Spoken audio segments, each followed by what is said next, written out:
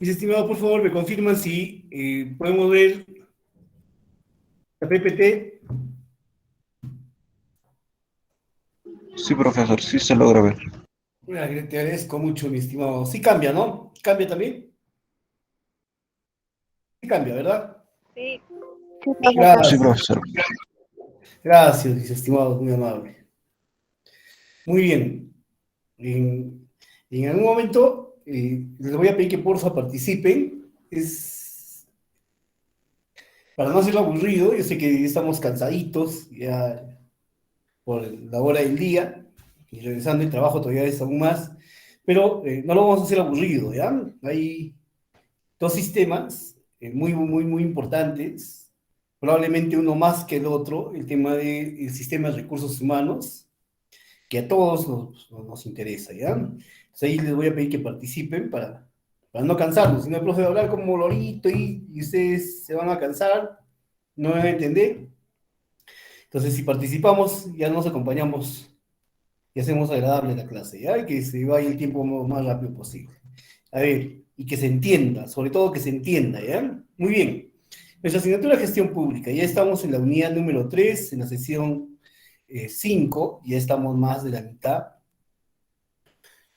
En el día de hoy vamos a tratar sistemas muy bonitos, el sistema administrativo de gestión de recursos humanos, que nos va a involucrar a todos, y el sistema nacional de bienes, ¿ya? De bienes nacionales.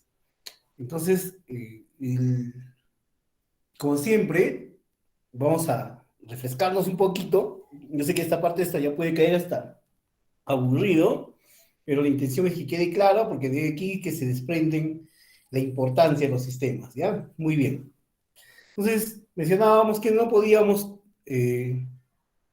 hablar de la gestión pública como tal, si en principio no partíamos del Estado, comprender al Estado, esa dinámica que tiene el Estado, y para ello, en nuestro interrogante de qué es el Estado, entonces nosotros nos respondemos a través de los tres elementos constitutivos, ¿no? Territorio, población y poder, y que esto me va a ayudar a comprender entonces la dimensión probablemente de mi institución a donde vengo o lo que puedo prestar servicios, ¿ya? Cuando hablo de territorio, nos estamos refiriendo a ese espacio físico, terrestre, marítimo, etcétera. Y en mi cabecita rápidamente se configura esos mapitas, ¿no? El mapa del Perú en tema nacional, el mapa del territorio de gobierno regional de Cusco, del territorio de Junín, que dicho sea de paso, esos dos territorios ahí tienen conflictos, ¿no? Por Pichari, Pasco, Huánuco, etcétera. Entonces ya me he delimitado, me estoy ubicando, ¿no es cierto? Y la población es todo ese conjunto de seres humanos vivos que para tener un buen vivir, un buen pasar, requieren satisfacer de necesidades individuales y colectivas. Y para satisfacer esas necesidades individuales y colectivas, entonces hay que tener escenarios propicios. Y precisamente para ello, los individuos, las personas, nos organizamos y aparecen el poder legislativo, el poder ejecutivo, el poder judicial. Entonces diríamos también que el Estado es la máxima expresión de organización social, política y económica. Muy bien. Entonces sería importancia entender al Poder Ejecutivo, al Poder Legislativo en esta asignatura, porque mientras el Poder Legislativo tiene tres funciones importantes, la de representación, la de legislar y la de fiscalizar, precisamente va a legislar respecto a políticas que se van a convertir en políticas públicas referidas a un aspecto de la vida humana que el Poder Ejecutivo va a sumar precisamente para mejorar esas condiciones de vida del individuo. Entonces, en resumidas cuentas, ¿para qué existirá el Estado? Su propósito va a ser generar bienestar social, calidad de vida. Y esto va a ser posible a través de la implementación de las políticas públicas. Y en el Perú tenemos políticas de Estado, que son 35, divididas en 4 objetivos grandes. Muy bien. Pero ahí, ¿cómo implementa entonces ese bienestar material, ese bienestar no material? ¿Cómo se implementa? Pero la política podría quedar en letras, ¿no? En norma. Para que esto no sea subjetivo, entonces aparece la gestión pública, propiamente dicha. Y ahí ese modelo, ese fundamento que impera, ese modelo burocrático. Por eso es que estudiamos en cada sistema el decreto legislativo, la ley, la constitución, etc. Impera entonces el modelo burocrático a través de la norma, que todo está previamente establecido, está escrito. Y vimos también la semana pasada, rápidamente, la pirámide de Kelsen, que precisamente nos va a explicar de manera gráfica, de manera representada, de manera gráfica en este triángulo, los niveles de jerarquía de norma. En el primer nivel está la Constitución, en el segundo están las leyes, los decretos, las resoluciones y los documentos de parte, ¿no? Entonces, súper importante que para la gestión pública impera el modelo burocrático. Todo está previamente establecido, un papelito manda, está escrito, ¿no? Perfecto. Y para que este entonces tenga un brazo que sea posible, que se vea objetivamente los servicios públicos, las obras de infraestructura, el equipamiento que requiere la sociedad, entonces aparece la administración pública a través de los sistemas administrativos. Estos sistemas administrativos que son 11. El sistema de recursos humanos, el sistema de abastecimientos, el sistema de presupuesto que ya lo vimos, el sistema de tesorería también, el sistema de endeudamiento público, el sistema de contabilidad, el sistema de inversión pública que es muy importante, el sistema de planeamiento estratégico, el sistema de defensa judicial del Estado, el sistema de control y la política de modernización de gestión pública. Estos 11 sistemas entonces lo van a traducir en la administración pública. Y precisamente el día de hoy vamos a ver el sistema de gestión de recursos humanos y vamos a ver también el sistema de bienes nacionales. Perfecto, entonces, ¿qué diríamos? Aquí de mis amigos que están siempre eh, más ligados hacia el privado, ellos dirían que la administración pública es muy compleja, bastante tediosa, y que lo contrario es en el privado, ¿no? Que es más flexible, más ágil probablemente, más eficiente. Y entonces diríamos que el que esté en el privado lo ve como muy compleja la administración. ¿Y por qué? Porque también aparece un perfil del Estado coercitivo, aquí el Estado sancionador. Va a sancionar al individuo, al funcionario, al servidor público, que realice actos anómicos, o sea, que vaya contra el valor público, el valor ético-moral, y que nosotros conocemos como anomia, que es el antivalor, así como existen funcionarios honestos, honrados, también existe en la anomia el deshonesto. Entonces esto va a permitir que cometan delitos y esos delitos que van a ser punibles, van a ser sancionados, le van a cortar su libertad probablemente dependiendo de la gravedad. Pero es que no solamente es de funcionarios y servidores, sino que nosotros reflexionamos respecto a cómo es que existen sociedades, ciudades más desarrolladas, más equitativas, más justas, más tranquilas, menos delincuencia, menos inseguridad. Y es que esto existe porque comparten valores éticos morales. El ciudadano de a pie no bota la basura en la calle,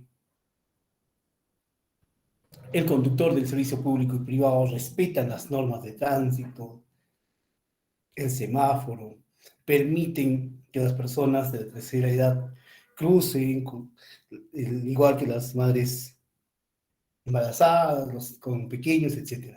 Hay una praxis clara de valores que respetan la normatividad, respetan la política pública, y el funcionario público es el primero en cumplir. Entonces ahí la diferencia de tener sociedades que hay un mejor pasar, un mejor vivir, una mejor calidad de vida que otras, ¿no? Es porque se comparte la práctica de valores ético-morales de la población, los funcionarios, etcétera, ¿no? Muy bien, entonces, lo que nosotros vemos, lamentablemente en los medios de comunicación, es que existen una fuerte cantidad de funcionarios y servidores que son apresados, que son enjuiciados, etcétera, y esto refiere entonces al recurso humano, ¿no? A esa formación que tiene el recurso humano, no solamente la formación de conocimientos, sino también valores, ¿no? Y que eso, de generar actos de corrupción, actos de cohecho, está referido entonces a que un grupo de individuos practiquen la anomia social con el propósito de ascender de estatus social y económico, ¿no? Pero todo ello no es con la intención de desanimarnos de la gestión pública, más por el contrario, animarnos a que desarrollemos capacidades, habilidades y destrezas en conocimientos, pero también con la praxis de valores, como funcionarios y como ciudadanos que cumplen derechos y exigen deberes. Muy bien, entonces hemos recordado y hemos vuelto a ingresarnos a nuestra asignatura y hemos tratado entonces el sistema de presupuesto, el sistema de tesorería, el sistema de endeudamiento público, el sistema de contabilidad, y ahora vamos a ver el sistema de recursos humanos, que es un sistema muy importante y muy bonito. Entonces, para ello les voy a pedir, mis estimados, que nos concentremos unos minutitos y luego nos va a sobrar tiempito y acabamos rápido y nos vamos todos, ¿ya? Pero a ver, concentrémonos todos aquí. Muy bien, este sistema, que es el Sistema Nacional de Gestión de los Recursos Humanos, se encuentra establecido también por la Ley Orgánica del Poder Ejecutivo y está regulada a través de la norma la 1023, en que este establece entonces la ejecución de la política respecto al servicio civil. Si refiere al servicio civil, entonces está refiriéndose a aquellos funcionarios que prestan servicio en las entidades públicas del Estado, lo cual comprende el conjunto de normas, principios, recursos, métodos, procedimientos y técnicas utilizadas en las entidades del sector público en la gestión de los recursos humanos. Para ello, la Autoridad Nacional del Servicio Civil, conocido como SERVIR, que opera a través del Decreto Legislativo 1023 para este sistema, nos refiere que es un organismo técnico especializado adscrito a la PCM, a la Presidencia y Consejo de Ministros, y que goza de personería jurídica y derecho público interno con competencias a nivel nacional y sobre todo las entidades de la administración pública asumiendo la calidad del ente rector del sistema, lo que quiere decir entonces que mientras existe el ente rector, que es el SERVIR, a nivel nacional, en cada una de las entidades también contamos con un ente ejecutor, que los conocemos como las áreas, las oficinas, las gerencias, las sugerencias, los recursos humanos, dependiendo de su nomenclatura. En algunas otras entidades la están llamando la gerencia de desarrollo del talento humano, ¿no? La gerencia del talento humano, la gerencia personal, la gerencia de recursos humanos. Las que hagan sus veces son las unidades ejecutoras y que responde al organismo técnico especializado, que para este caso es el SERVIR.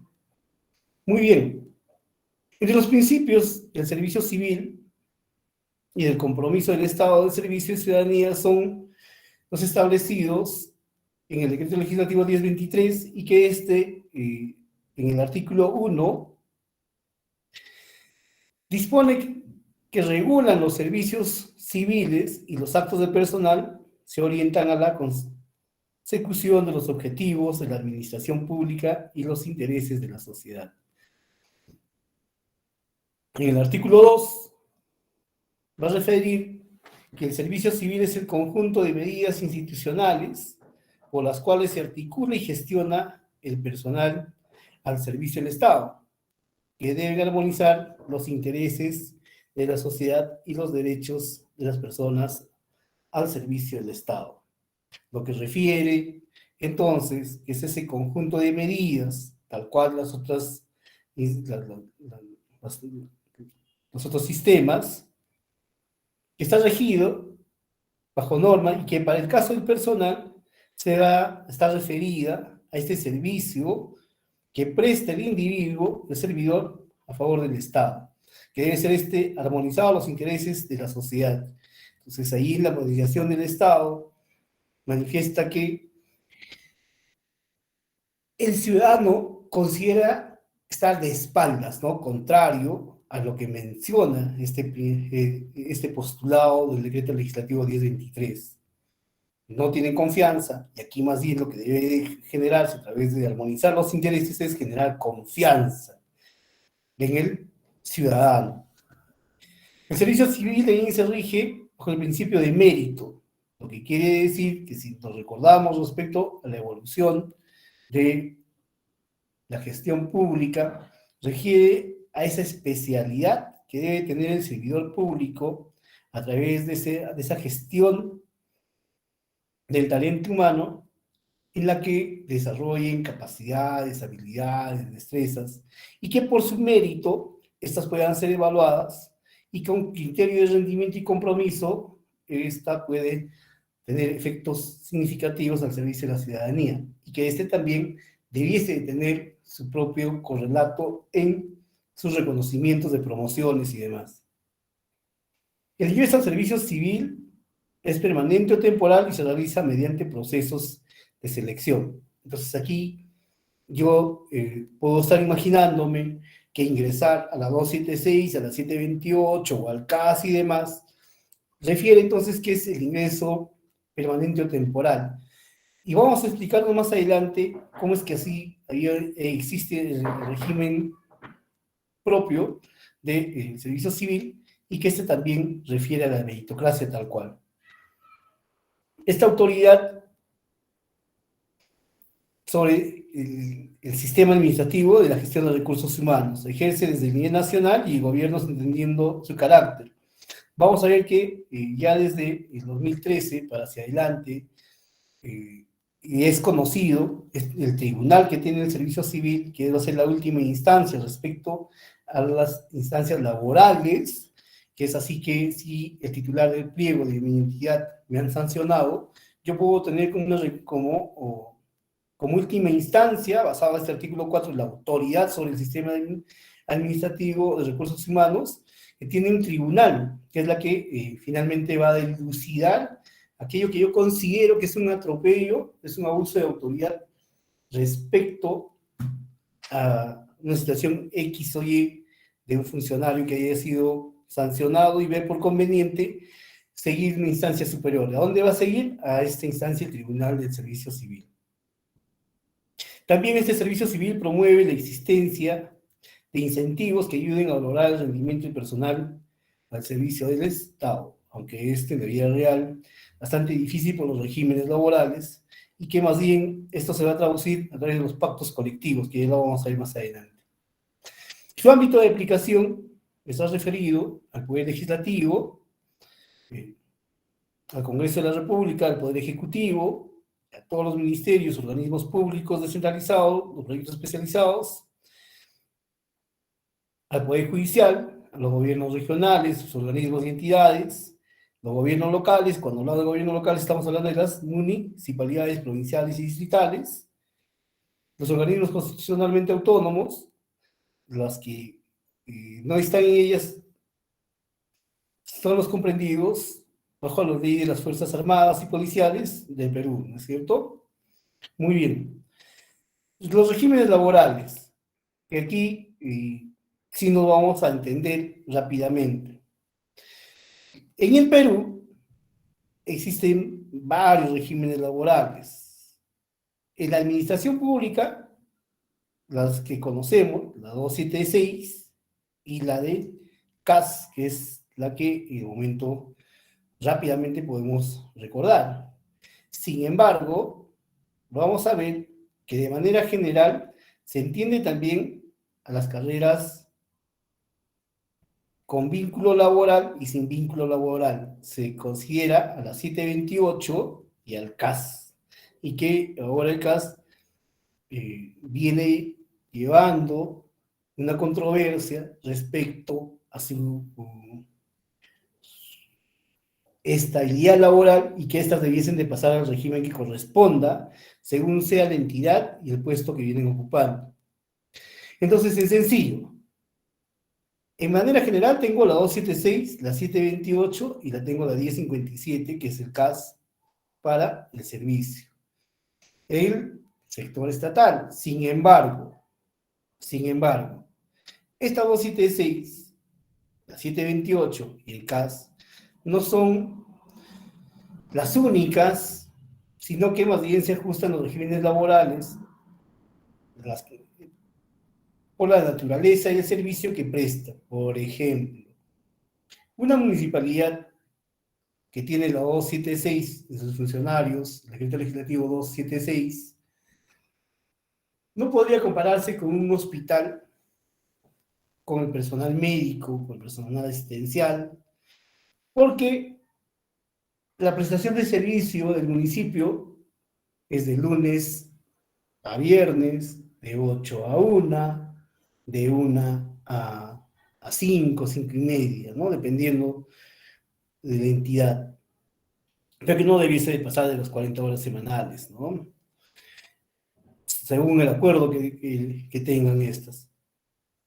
Si comparamos entonces con un hospital, en esa lógica, ¿qué diríamos? Que no debería haber emergencias sábados y domingos, de lunes a sábado no debería haber el turno desde las 5 de la tarde hacia las 8 de la mañana, ¿cierto? Sería imposible, sería ilógico. Entonces, ahí aparecen las carreras especiales. Y en esas carreras especiales están comprendidas el profesorado y el profesorado magisterial a través de la ley 24029,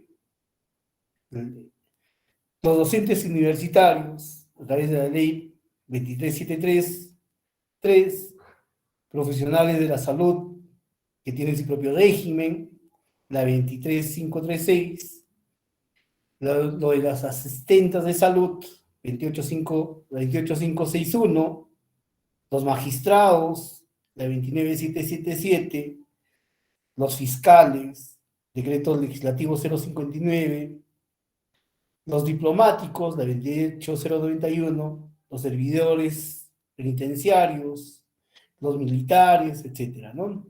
Y aparte de ellos, entonces tenemos otros sin carrera con vínculo.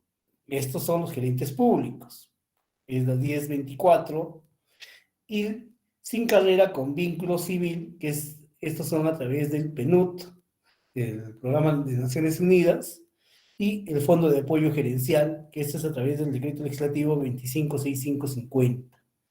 ¿Cómo así? Es más fácil. Vamos a ver entonces que para el público yo tengo bastante marcada la 276, la 1057 y la 30057, que es la ley del servicio civil. Estos regímenes laborales, entonces estas normas nos van a ubicar rápidamente respecto a los colaboradores del sector público. Y también la 728. Entonces aquí vamos a ver respecto a la 276, en principio, que es la carrera administrativa, y este decreto legislativo refiere que es el conjunto de principios, normas y procesos que regulan el ingreso y derecho a los deberes que corresponden a los servidores públicos. Estos colaboradores van a ingresar también por concurso público de mérito, y ahí vamos a ver en el proceso por qué se diferencia de otros regímenes. El objeto de la 276 es permitir la incorporación del personal idóneo, garantiza su permanencia y asegura el desarrollo de este personal. Lo que quiere decir es que en la 276, si vemos a detalle, nos va a decir que el empleador está obligado en capacitarnos. También refiere que el colaborador, para que sea idóneo, tendrá que capacitarse, actualizarse, y como vemos que en la gestión pública refiere entonces a una constante actualización porque las normas van modificándose de vez en vez. Los principios que tiene el decreto legislativo, la 276, la igualdad de oportunidades, esto que me permite entonces a mí ascender, poder promocionarnos, siempre que existe el espacio, pero que la 276, como está en extinción, muchas veces no es posible. La estabilidad laboral, que es la que no tiene el CAS, y esperemos que ahora sí se pueda resolver, esa estabilidad laboral que le va a permitir llevarle desde su ingreso la posibilidad de actualizarse, capacitarse, desarrollarse como profesional y que finalmente esté asegurado con todos sus beneficios y este pase a futuro a ocupar otros espacios laborales a través de la promoción y finalmente llegue a la jubilación. Goza de estabilidad laboral. Tiene garantía de nivel adquirido a donde ha postulado y está garantizado porque se utilizan instrumentos para los recursos humanos a través del PAP y del CAP, ¿no? El PAP es el presupuesto analítico de personal y el cuadro de asignación de personal, que son instrumentos muy importantes en la administración de los recursos humanos. Otro principio, la redistribución justa y equitativa, regulada por un sistema único homologado. El ingreso a la 276 va a ser a través de concurso público de méritos.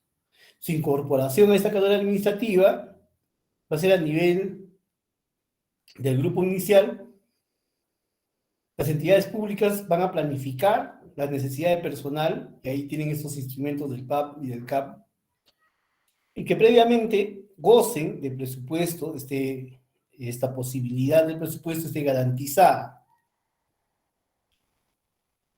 No puede haber un concurso si previamente esa plaza no haya sido debidamente homologada y que tenga asegurada el recurso. Según la norma, manifiesta que anualmente cada entidad puede llevar hasta 2 concursos de ascenso, siempre que exista la plaza, ¿no?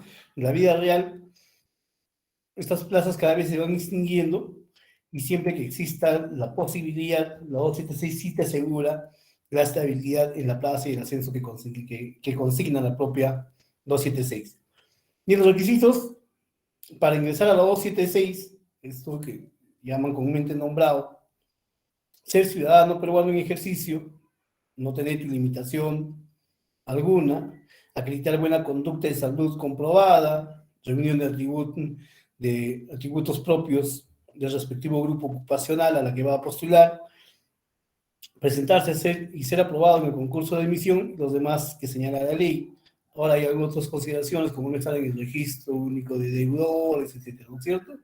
Muy bien, vamos a ver entonces la 728, que es el régimen laboral de la actividad privada a través del decreto legislativo 728. Muy bien.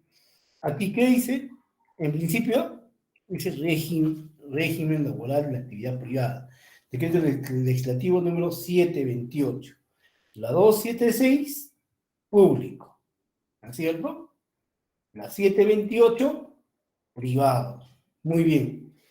Entonces aquí haríamos un paréntesis buscando la participación de todos mis estimados y haríamos la siguiente interrogante.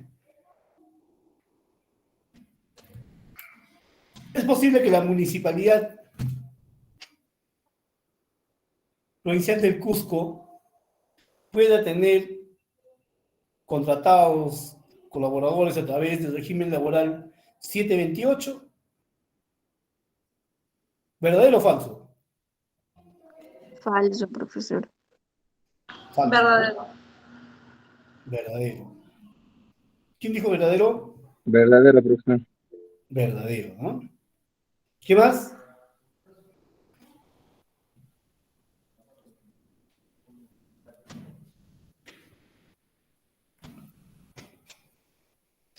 Efectivamente, muy bien. Excelente la participación. Les agradezco mucho. Ya voy a tomar en cuenta, ¿ya? A ver. Si dice que la 276 es para el régimen público, ¿no es cierto? Y la 728 es para la actividad privada. ¿Y cómo es que así? Entonces es verdadero. ¿Por qué? Porque lamentablemente en el país, como todo es posible, se hizo posible que los funcionarios de la 728 también puedan ser contratados en las entidades del Estado. Y es una pugna constante de pasarse de la 276 a la 728. ¿Por qué? Porque vamos a ver que dentro de sus beneficios tienen mayores beneficios que la 276. Entonces, lo que contestaron verdadero está viendo correcto, pero lo que contestaron falso están en una correcta confusión. Porque si el decreto legislativo, que es una política pública, impera y dice que es la que va a dar el ingreso a la carrera de la administración pública propiamente dicha, y va a aparecer la 728, que es el decreto legislativo del privado, y es posible contratar. Entonces ahí el argumento es que sí contratan, y vamos a ver que también hay sindicatos, ¿no es cierto? Dice, el sindicato de obreros, el sindicato de funcionarios, ¿no? El sindicato de obreros, los colaboradores, nuestros amigos que trabajan ahí en obras, los de limpieza pública, etcétera, son contratados comúnmente por la 728. ¿Por qué? Porque elaboran servicios especiales en un municipio. Pero en las instituciones vamos a ver que hay instituciones que se salvaron la 276 y le sacaron la vuelta y se quedaron en la 728. Vamos a ver entonces que dentro de la administración pública también existen entidades estatales que tienen trabajadores bajo el régimen laboral privado, es decir, trabajadores públicos con obligaciones públicas, pero laboralmente son privados. ¿Qué instituciones tenemos del sector estatal que están contratados, que tienen su vínculo laboral, que es importantísimo, ¿no es cierto? ¿Cómo nos vinculamos entonces con la institución? Es a través del contrato, ¿no es cierto? Eso es nuestro vínculo. Así como que aquel que se casa, el vínculo, el acta matrimonial, ¿no es cierto? Ahí está el vínculo, la formalidad. Entonces aquí, el Banco Central de Reserva, 728. La Contraloría, 728. El Congreso General de la República, 728. CITEL, 728. CINEMIN, la SUNAT de Salud, entre otros. 728. ¿Por qué? Porque tienen mayores beneficios.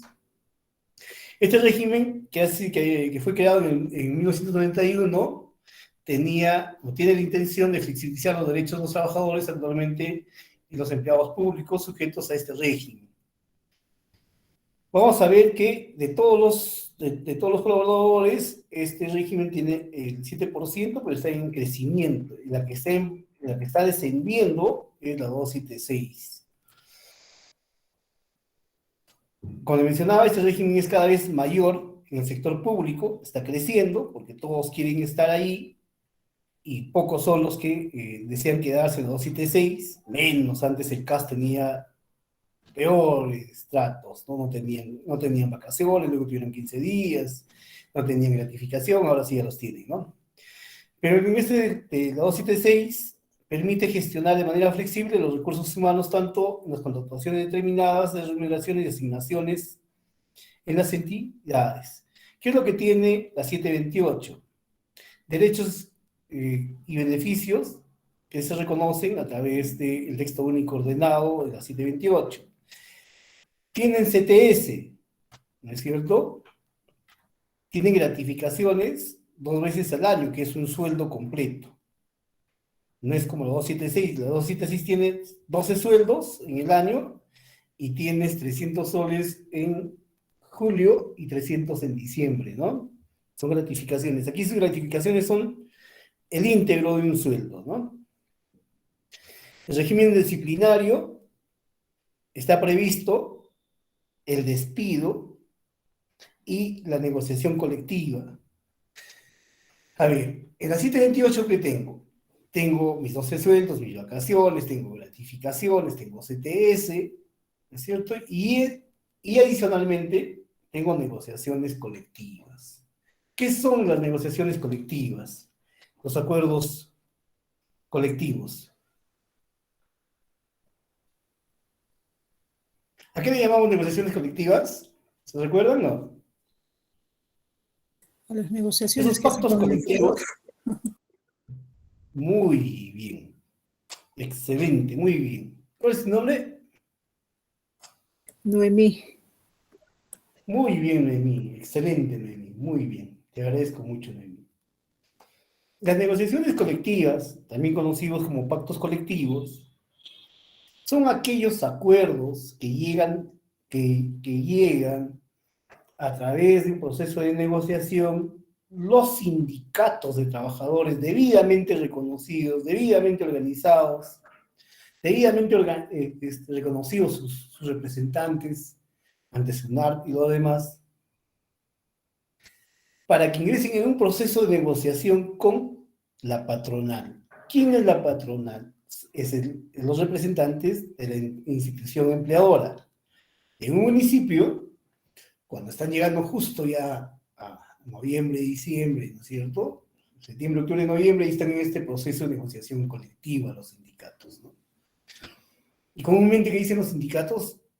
Quiero que me aumentes el sueldo, pero saben que la ley le prohíbe el aumento de sueldo. Entonces, pero siempre está en su pliego, ¿no? Sin embargo, dice ya, no puedes aumentar el sueldo porque ha subido la canasta básica familiar, etcétera. Y entonces nosotros necesitamos que nos bonifiques, por ejemplo, en los municipios, la bonificación por desfile, ¿no? El día que van a desfilar tienen, por ejemplo, en Huancayo, era hasta 400 soles, ¿no? Por desfilar, ¿no? Por negociación colectiva, los ternos, las telas para los ternos, ¿no? Los zapatos, las corbatas, las camisas, etcétera, ¿no es cierto? Ya. Te dan todo ello, ya, yo te doy todo ello, pero tú desfilas, ya desfilas. Llegaron a un proceso de negociación y un acuerdo pactado. Un escándalo de esto es lo que ocurrió en SUNAT y aparecieron en los medios de comunicación, ¿no? Que en SUNAT, aparte de tener muy buenos sueldos, todos son 728, ahí no hay ni un pobrecito de 276, misma formación, misma especialidad, todo, pero ellos ganan más, ¿no? Por estar en la SUNAT. Aparte, sus pactos colectivos. Y en sus pactos colectivos tienen consideraciones por Navidad, por fiestas patrias y demás, ¿no? Y tenían en su pliego último que les paguen el taxi, ¿no? De la casa a su centro laboral y ponían montos de 50 soles diario por movilidad y demás, ¿no? Eso creo que no llegaron a un acuerdo, pero que así es como funciona en el público y en el privado. Vamos a encontrar entonces pactos colectivos, negociaciones colectivas a través de este proceso de negociación, el pacto colectivo. Coordinamos, nos ponemos de acuerdo, negociamos y llegamos a un acuerdo. Lo mismo ocurre también con las mineras, con el sector privado, ¿no? Los sindicatos conversan con los patronales, llegan a un proceso de negociación, llegan a un acuerdo y es un plus, entonces, ¿no? Que tiene como ingreso el colaborador y que eso está previsto entonces, ¿no? Muy bien. Y algo que se me estaba escapando en el régimen disciplinario, cuando hablamos del tema disciplinario, entonces viene a nuestra cabecita los procesos disciplinarios, ¿no? Y esos procesos disciplinarios deben estar previamente establecidos. Entonces, yo ya he pasado por la asignatura de gestión pública y el profe ya me tenía ya aburrido que en cada momento decir modelo de gestión pública, ¿no es cierto? Impera el enfoque burocrático. Todo está previamente establecido. Perfecto, esas faltas leves, graves, muy graves, por las que me vas a sancionar, tiene que estar previamente establecido, ¿no? Y hay un instrumento importante, aquí, va a ser entonces los RIT. Si ustedes se recuerdan qué es el RIT, ¿qué es RIT? En sus centros laborales. ¿Qué era? Reglamento interno de trabajo. Muy bien, Nemi, ¿no? ¿Cuál es tu nombre? ¿Nemi? Inés Basurto. Inés Basurto. Gracias, Inés Basurto. Muy bien, Inés. Es el reglamento interno de trabajo. Entonces, perfecto. Tú quieres despedir a alguien, tú quieres desvincularlo, quieres sancionarlo, ya. Agarras el RIT. ¿Qué dice el RIT? ¿Qué dice su régimen laboral? ¿Qué dice la constitución política para que no atropelles? En esas características regresamos a las primeras clases, ¿no? Las características del Estado peruano, que es democrático, social, un Estado de Derecho, perfecto, de Estado de Derecho.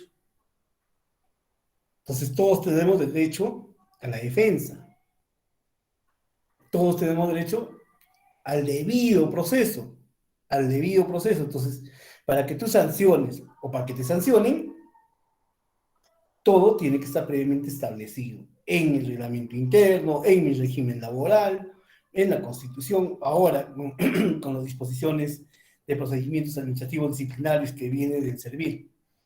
O sea, no me pueden sancionar por sancionar, no puedo sancionarle a una persona porque considero, tiene que estar escrito, es falta grave, muy grave, ¿es cierto? Y me puede llevar hasta la destitución, ¿es cierto?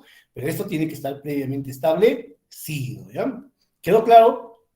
Sí, ¿no?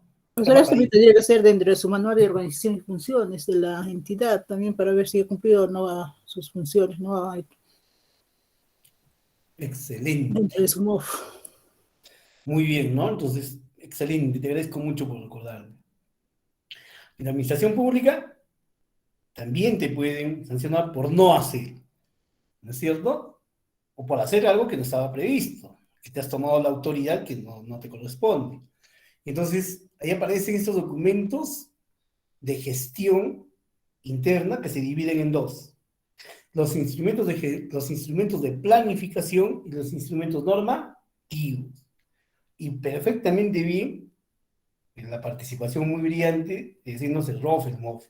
Porque en el MOF va a decir tu manual de organización y funciones, el reglamento de organización y funciones. ¿Qué es lo que no has cumplido? ¿Qué es lo que te has extralimitado?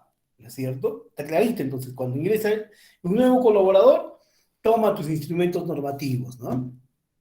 Y si yo soy el colaborador, un favorcito, tenga bien de proporcionarme el ROF, el MOF, si quieres el CAP, ¿no es cierto? El RIT. Y ahí este ROF y este MOF está siendo modificado ahora por el MDP, ¿sí? Ese manual del perfil del puesto, ¿sí? ¿Quién habla? Sí. Javier, profe, ¿y el TUPA? Muy bien, también es un instrumento normativo. Pero el TUPA no se va a relacionar Claro, se puede relacionar porque no cumpliste los plazos, ¿no es cierto? En el tipo va a decir, el funcionario de tal unidad tendrá tanto plazo para responder tal, ¿no es cierto? El TUPA también te pueden sancionar, ¿no? Por eso, en los instrumentos normativos, ROF, MOF, CAP, TUPA, ¿no es cierto?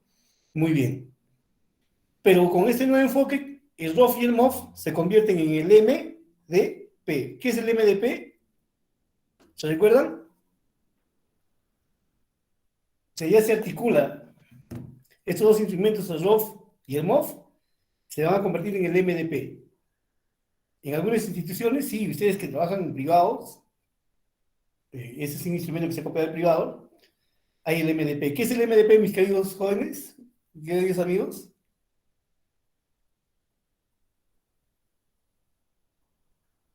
El manual del perfil del puesto, ¿ya? El MDP, el manual de perfil del puesto. Ahí ya se va a articular el ROF y el MOF, o sea, ya es un nuevo instrumento que articula ambas, ¿no? Y que debiésemos ya de contar con ello en la gestión pública, porque está dispuesto por el servicio, pero bueno, ¿no? Estamos en el Perú. Bien, hasta ahí podemos, sí, podemos pasar. ¿Qué tal? ¿Se entendió, no, chicos? ¿Se entendió, mis estimados? ¿Se entendió, mi estimada? Sí, ¿no? Sí, profesor. Ingresan, si yo estoy en recursos humanos, al que ingresa, el día que le estoy vinculando, ¿cuál es el documento que nos vincula? El contrato. Igualito al funcionario que está de confianza en todos los gerentes, subgerentes, 276 con su resolución, ¿no es cierto? 276, cargo de confianza. Pegadito a ellos, y en mi propia resolución deberían señalar, ¿no? Se le notifica los instrumentos normativos de gestión. Listo. Y a todos, con su contrato, debe de estar su ROF, su MOF, su CAP, su TUPA, ¿no es cierto? De tal forma que sepa lo que va a hacer, pues. Pero lamentablemente en la gestión pública suponemos, ¿no? No hay proceso de inducción ni nada. Tú te vas a tal puesto, ya vaya. No hay quien le dé la mano a decir, este es tu ROF, este es tu MOF. ¿Cómo funciona? ¿Para qué te sirven estos instrumentos de gestión? De cajón, entonces, mis queridos amigos. En una institución pública, como tiene este enfoque burocrático, lo que voy a hacer es establecido en un documento. Y eso, pues, es muy bien la intervención de que debe estar en tu ROF y tu MOF. A ver, acá está en tu ROF, está aquí. Aquí dice en la 4.1 que tú debiste planificar, organizar, dirigir y controlar.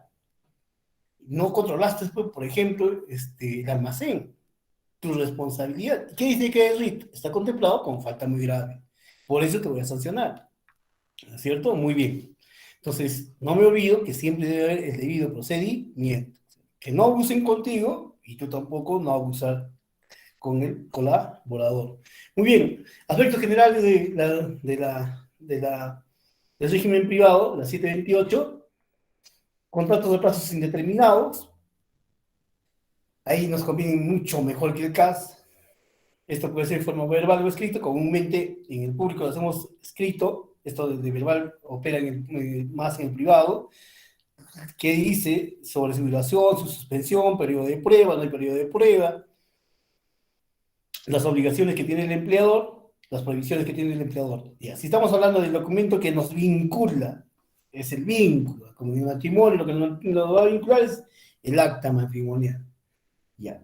En el trabajo, ¿qué nos vincula? El contrato, ¿no es cierto? Muy bien. ¿Y qué tenemos en el contrato? En resumidas cuentas, ¿qué tenemos en el contrato?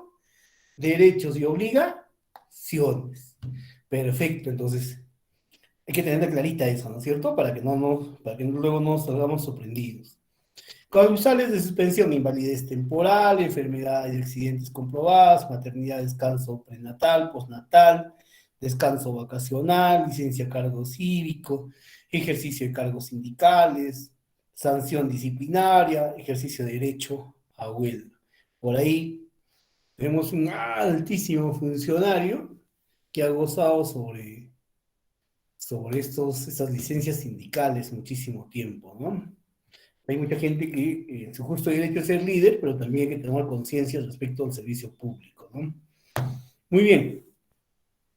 Las causales de suspensión: detención del trabajador salvo caso condena privativa de la libertad, seguramente hay mandato imperativo, hay, vamos a tener inhabilitación administrativa o judicial, permiso o licencia concedida por el empleador, caso fortuito o fuerza mayor, comprobada, cese temporal, hace sus obligaciones, seguramente por mandato y proceso debidamente llevado, y sobre el resumen de los regímenes laborales del sector público, acá atentos, ¿ya? ¿Qué hemos hablado? La 276, que es la ley de base de la carrera administrativa y remuneración del sector público. ¿Y qué hemos visto? La 728 también, que está referida al sector privado, que es la ley de productividad y competitividad laboral, que es del privado. Entonces, hemos ido, gracias a sus intervenciones, ya nos hemos podido dar cuenta que existe un desorden en en los regímenes laborales, la administración de recursos humanos en el país. Lo del público se queda en el público, pero también el privado ha sido incluido a lo público. En esta consideración, mis queridos jóvenes, para que no se aburran, ¿qué podrían ustedes tener como mensaje de la figura que tenemos en pantalla? ¿Qué es lo que nos quiere decir, mis queridos jóvenes?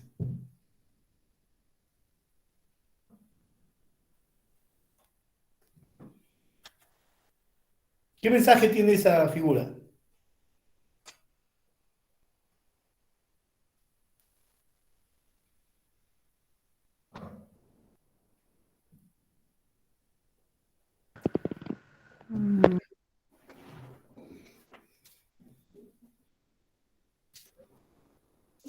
Me van a dar su nombre, ¿ya? Para considerar.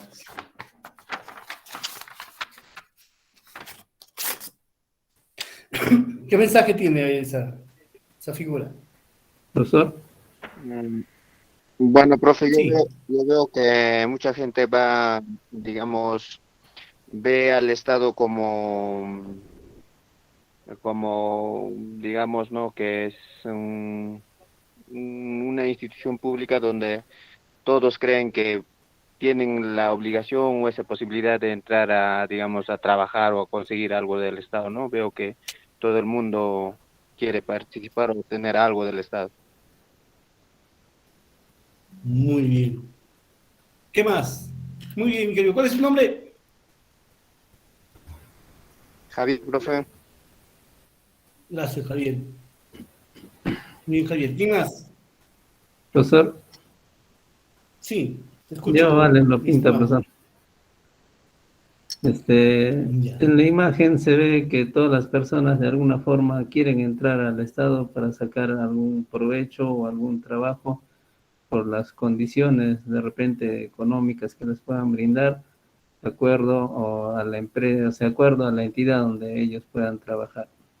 Y acá también dice de afiliados al partido, o sea, siempre de alguna forma quieren un beneficio después de la ayuda que ellos puedan prestar a favor de algún partido, por ejemplo. Esa sería Muy mi bien, apreciación, profesor. muy bien. ¿Cuál era tu apellido? Alex lo pinta. Ya. Muy bien, mi querido amigo. ¿Quién más? Yo, profesor. Sí. Ya, sí, como dice, no todos quieren ingresar una vez que ya han ganado partidos, pero como dice la misma frase, no hay cama para tanta gente, o sea, todos, si bien es cierto, hay un montón, ¿no?, que han apoyado, pero para todos no alcanza un puesto de trabajo. Pues entrarán los más llegados a partido, no sé.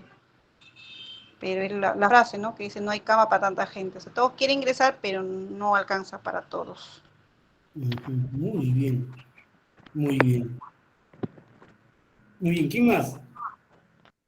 Yo, Yo, profesor, profesor, buenas noches. Yubitsa. Sí, ¿cuál es tu apellido? Sí, primero la señorita, ¿cuál es tu apellido? Señor. Ya, a ver, Salazar. Salazar Arana, profesor. Ya, Salazar Arena. Bueno, profesor, Ahí decía la batería. Ya está. ¿puedo? Con su micro, por favor. Ya, mi estimada Salazar. Ya. Bueno, profesor, bueno, más o menos sacando una idea, concordando con el tema, creo que, bueno, la mayoría de profesionales siempre queremos optar o como punto final trabajar para el Estado, ¿no? Ya que te da un seguro, igual puedes, digamos, optar por un nombramiento y asegurar, digamos, un futuro, ¿no? Y además donde ahora se ha visto que el Estado no te pide tanta competitividad como una empresa particular. Entonces, desde ello podemos ver que el objetivo de la mayoría pues es llegar a trabajar para el Estado. Y bueno, creo que ya hablando de política, pues siempre los partidos políticos que han llegado, digamos, a ganar, a acomodarse en el Estado, pues como se dice criollamente, ¿no? Acomodan a su gente. Entonces, creo que incluso ahí no se evalúa el grado de potencial que puedan tener como profesionales, y yo creo que eso todo aborda a las condiciones de que a veces el Estado, cuando tiene instituciones, no haya una efectividad en sus profesionales, ¿no? Ya que hemos visto al Estado más como alguien que nos pueda mantener a algo como nosotros que podamos sacar adelante, digamos, con nuestras capacidades. Eso sería, profesor. Gracias. Muy bien, muy bien. El colega que quería participar.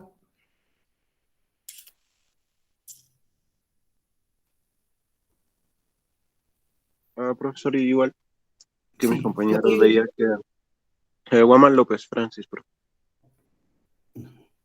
pues en la imagen veo que atrás están los buses del partido y los aliados y justamente nos muestra la realidad que todos apoyan al partido, pero muy pocos logran entrar y también quieren sacar provecho algo del Estado. muy Eso, bien, mi profesor. querido. Mis compañeros le explicaron todo, profesor. Muy bien. Muy bien, ahí quedamos. Profesor, pero en este caso también que se llama, ahora para entrar al Estado ya no es así de tampoco de tan fácil, ¿no? Porque con la ley Servir, que se llama ya normado, ya para ingresar al sector público, tiene que ser evaluado y de acuerdo a cumplir los perfiles. Ya no es por eso que dice el Estado, por más que tengan aliados o tengan partidarios, no pueden ingresar al Estado porque tienen que concursar y tienen que cubrir un perfil. Ahora eso es lo que como dice Servir, la meritocracia, ¿no? Ya no es que se llama de que todo mundo podía entrar como más antes lo hacía al sector público.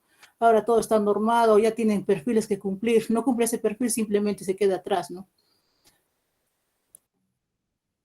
Muy bien, muy bien, muy bien. Profesor, tal Sí. vez un poco acotando, de hecho, este fin de semana se llevó un concurso de nombramiento en el área de docentes, que fue a nivel nacional.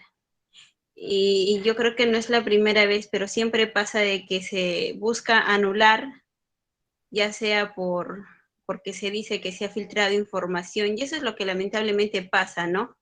Donde ya a veces se ve que ante un concurso que lo realice el Estado, siempre va a haber personas que no mantienen esa ética y siempre hay la duda de que si pasó es porque son del mismo partido o porque es un familiar o porque es un allegado y ya no hay esa confianza que tal vez un profesional, digamos, cualquiera puede sentir ante un concurso que el Estado propone, ¿no?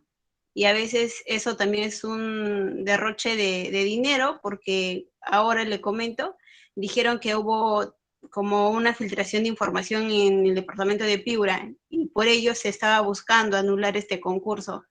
Entonces yo creo que desde ello ya siempre se busca algo, algún beneficio de alguien, ¿no? Y a veces por eso está mal visto el Estado. Sí, tienen mucha razón. Muy bien, muy bien. Efectivamente, todas las participaciones muy acertadas. Muy bien. Resulta que el Estado peruano, a través de sus instituciones, responden a las necesidades de atención de los servicios públicos de la población. Entonces, Para ello, las entidades van a contar con una estructura orgánica. Esa estructura orgánica va a contar debidamente con perfiles para garantizar la buena prestación de servicio. Lo que ocurre es que cuando los partidos políticos y movimientos políticos, los candidatos, por su afán de llegar al poder, es que ofrecen N consideraciones y, como es natural, el individuo, la persona, quiere asegurar la estabilidad laboral y es que ellos tienen muchas expectativas respecto a alcanzar un puesto laboral. Pero estos puestos laborales en el sector público refiere a lo que menciona la 276, la idoneidad, ¿no es cierto? Que estén debidamente preparados, que tengan prácticas de valores, etc. Y cuando no alcanza cómo cumplir ello, porque siempre va a haber la posibilidad de cumplir a través de los cargos de confianza, va a haber la posibilidad de, pero de otorgar la confianza a ese resumen que hacíamos en cada clase, que el Estado peruano garantice el bienestar social. Ese bienestar social es posible a través de la implementación de políticas públicas. Entonces la fórmula era sencilla. A buenos ciudadanos, ciudadanos conscientes, le otorgan confianza a buenos líderes, ¿no es cierto? A mejores líderes, mejores políticas públicas. A mejores políticas públicas, mayor bienestar. Pero no puede haber un buen líder que le saque la vuelta a las normas, a la estructura de las instituciones y fabrique puestos de trabajo sin contemplar los perfiles. Y de ahí la ineficiencia en la gestión pública. Entonces, estos aliados y estos partidos... Arreche. Alicia Cárdenas Arreche. El micro, por favor. Van a finalmente, estos aliados de los partidos, estos individuos van a finalmente ampliar el compromiso de pago en las instituciones. ¿Cómo así? ¿Qué tenemos? En resumen, en la gestión pública. 276 por concurso. 1057 por concurso. La 30057 y ley de servir por concurso.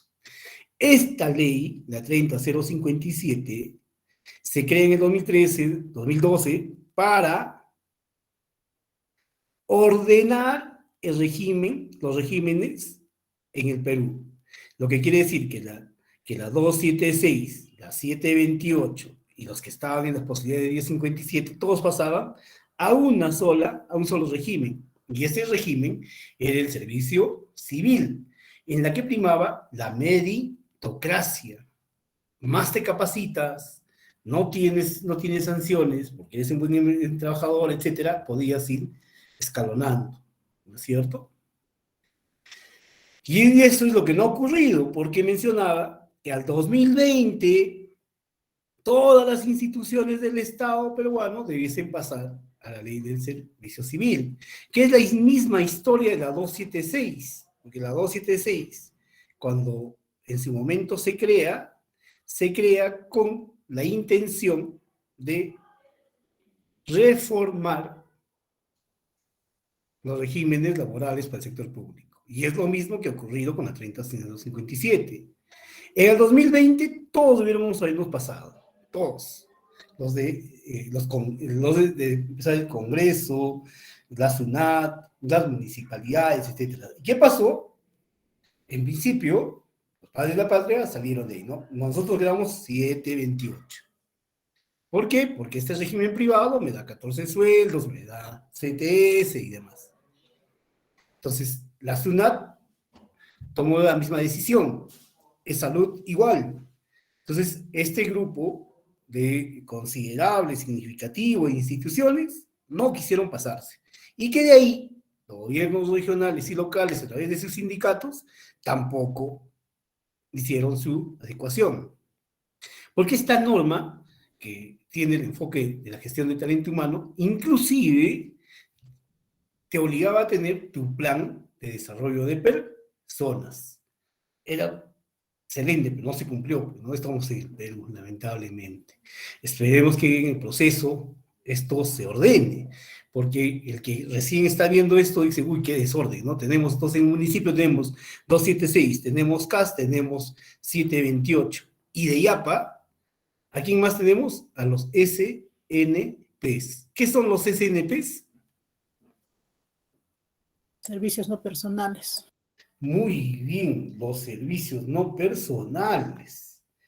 Peor todavía, ellos son este grupo de gente que está aquí, los aliados, los partidos, etcétera, que no cumplen los perfiles, pero que hay necesidad de que cumplen con ellos y les fabricamos los SNPs en muchos de los casos, porque hay otros casos que son SNPs muy, muy justificados, pero el grueso está por lo primero, que se crea para complacer, pagar los favores, ¿no? Entonces, ahora, este SNP es el servicio no personal, que no es un régimen laboral, no está en la 276, no está en el CAS, nada. Todos ellos ingresan por concurso público, todos. El SNP no, al SNP de frente le sacan su contrato, ¿no? Y este grupo de personas, que son los más maltratados, porque no tienen beneficios, no tienen vacaciones, no hay gratificación, no hay nada. Es triste ver en una institución grande cómo es que el 276 al menos tiene su gratificación en Navidad y el de estos regímenes y estos amigos de SNP no tienen nada. Y ves en esos momentos, dices, ¿qué pasa con el ordenamiento, con la política pública, no? En fin, estos SNPs también, con complicidad de las autoridades, hacen una muy mala práctica. Ingresan a la gestión pública también por la puerta falsa. ¿Qué hacen? Ejemplo, a ver, súper sencillo, ¿ya? Servicio no personal. Está clarito. Aquí vamos a suponer que todos nosotros, trabajamos en una entidad y todos somos 276, yo también, y me he enfermado, ¿ya? Me ha dado una gripe fuerte. ¿Y mi esposa puede ir a trabajar por mí? ¿Sí o no? ¿Es posible o no es posible? ¿Qué dicen? No, No es posible. Muy No. bien. No es posible. ¿Por qué? Porque este régimen es personalísimo. Es personal. Aquí no. Aquí este pobre amigo que le obligas a firmar su entrada, su salida, que no debe firmar ni entrada ni salida. Si quiere viene y si no quiere no viene, porque él debe entregar el producto. Es SNP, no personal. Si quiere va, si no quiere no va. Acá sí, estás súper obligado. Ponte que te hacen una sanción y te van a dar una condena de 10 años. ¿Qué le vas a decir? ¿Puedo compartir 5 años con mi esposa y 5 años yo? No puede, es personalísimo, ¿no es cierto? Este SNP no debe firmar ingreso, no debe firmar salida. ¿Pero qué hacen en complicidad?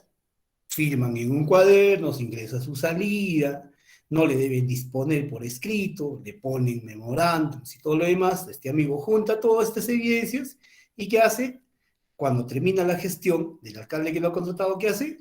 Se va al Poder Judicial y le dice que le están vulnerando su derecho constitucional al trabajo, que ha venido trabajando y ahora no le dejan ingresar. ¿Qué va a hacer el juez?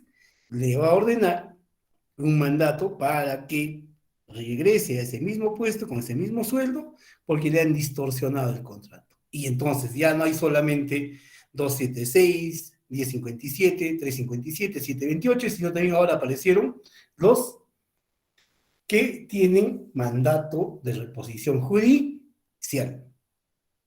Así es nuestra administración en los recursos humanos. Muy bien, ¿se entendió o no se entendió? ¿Se entendió? Sí, profesor. Excelente, muy bien, les agradezco. sí, Muy profe. bien. Entonces, en resumen, Sí, en resumen, la 276 se está extinguiendo porque casi nadie quiere estar, y la que está creciendo enormemente, la 728.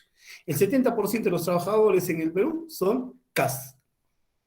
Y respecto a la ley de servir, no se llegó a cumplir aquello que se había dispuesto que en el 2020 pudiesen ingresar. Para 276 no existe mucho presupuesto porque todo debe estar previamente autorizado por el MEF, ¿es cierto? Todo lo que voy a nombrar con la 276 debe estar autorizado a través del MEF. No basta el acuerdo de consejo, no basta la ordenanza, no basta ir. Tiene que tener autorización del MEF. Tiene que estar homologada esa plaza.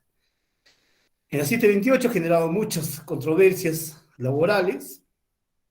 Ahora el CAS sí está teniendo algunas reivindicaciones laborales como sus vacaciones.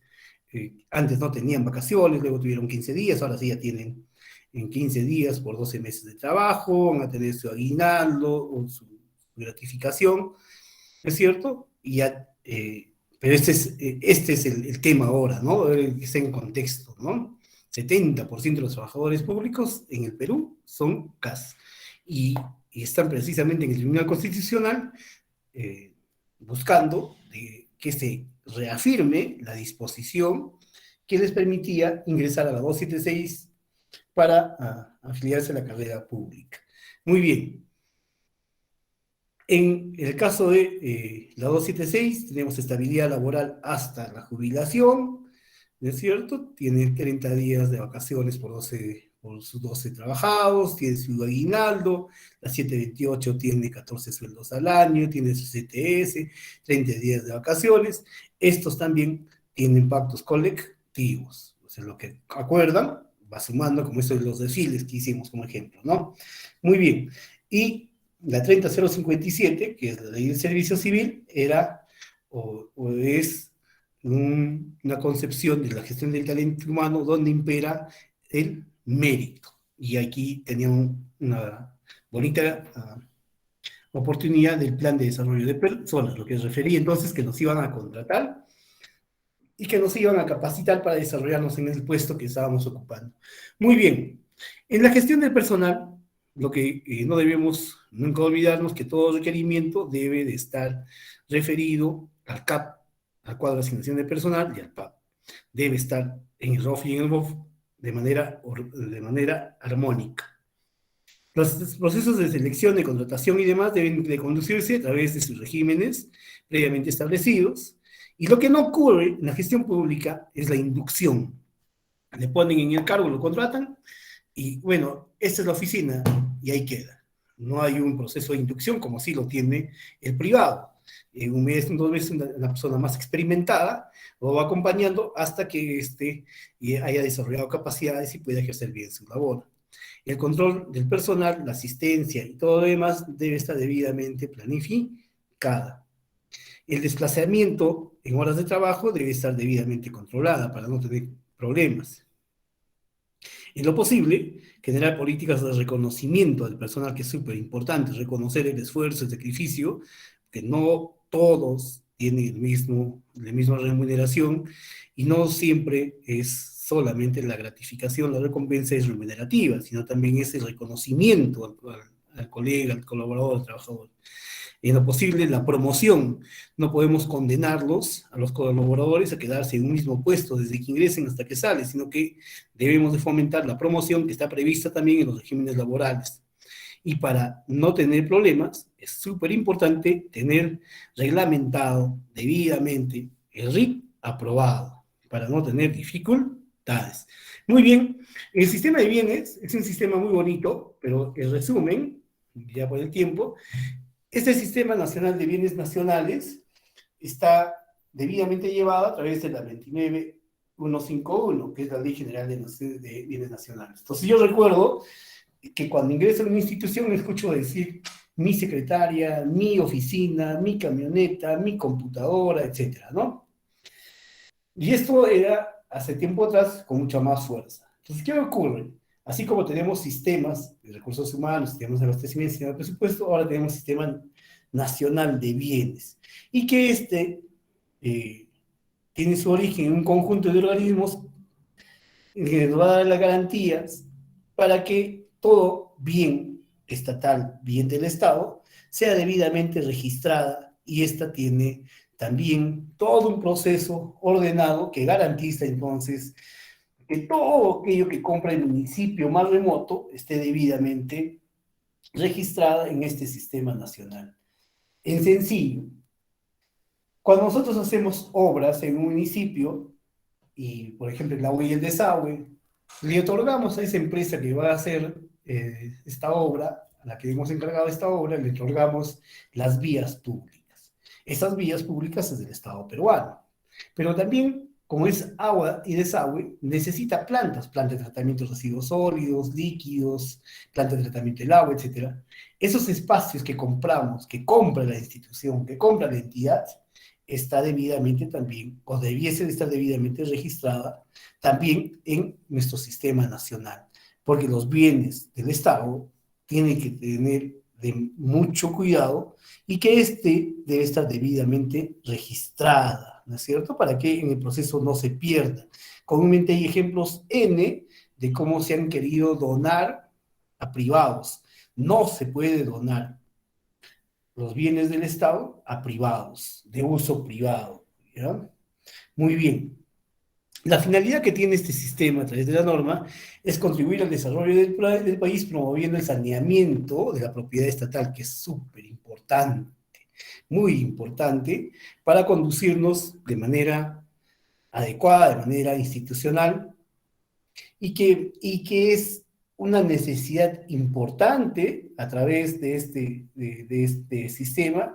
Ya se va cubriendo esto de que teníamos este desorden, no conocíamos, y hasta el momento hay muchas entidades municipalidades pequeñas que ni siquiera saben cuáles son sus propiedades.